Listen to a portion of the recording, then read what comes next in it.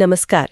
आज हम 15 अगस्त भारत के स्वतंत्रता दिवस पर थोड़ी गहराई से बात करने वाले हैं, जो भी जानकारी हमारे पास है उसके आधार पर। जी बिल्कुल, ये एक ऐसा दिन है जो करोड़ों लोगों के लिए बहुत मायने रखता है। हाँ, 15 अगस्त 1947, वो तारीख जब भारत को करीब 200 साल की ब्रिटिश हुकूमत से आज़ादी मिली। बिल्कुल, और ये समझना जरूरी है कि ये आज़ादी अचानक नहीं मिली, ये एक बहुत लंबे और मुश्किल सफर का नतीजा थी। सही कहा, आसान तो बिल्कुल नहीं था।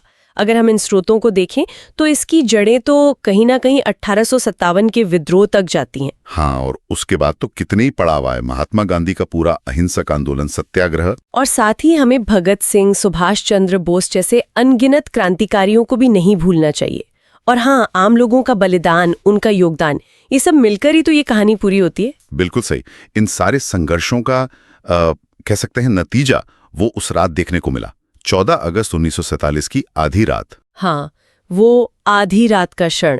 एक तरफ दुनिया सो रही थी और भारत जाग रहा था एक नए भविष्य के लिए।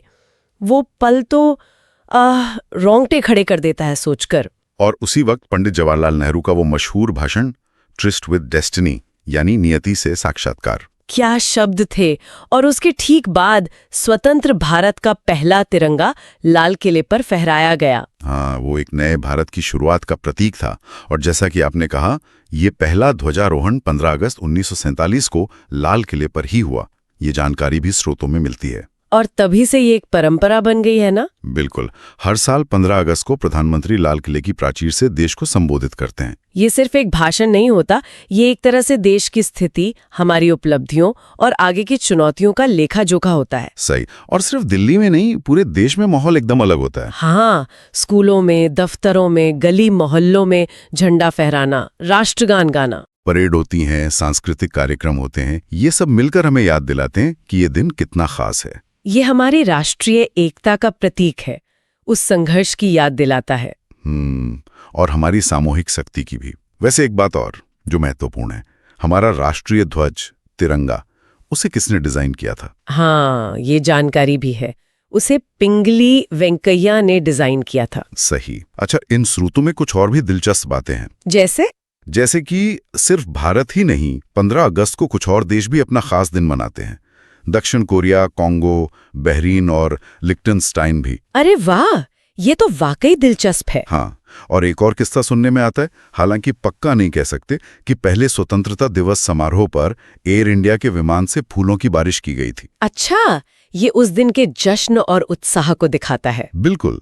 लेकिन इतिहास और इन किस्सों से आगे बढ़कर एक बहुत अहम बात जो इन स्रोतों में उभर कर आती है, वो क्या है? वो है स्वतंत्रता का आज के समय में मतलब। हाँ, मतलब सिर्फ राजनीतिक गुलामी से आजादी मिलना ही काफी नहीं है। एग्जैक्टली। असली आजादी या कह लें सच्ची स्वतंत्रता तो तब होगी जब हम अज्ञानता से, भेदभाव से, भ्रष्टाचार से, नफरत से, इन सब बुराइयों से भी आजाद हों। ये बहुत जरूरी बात है।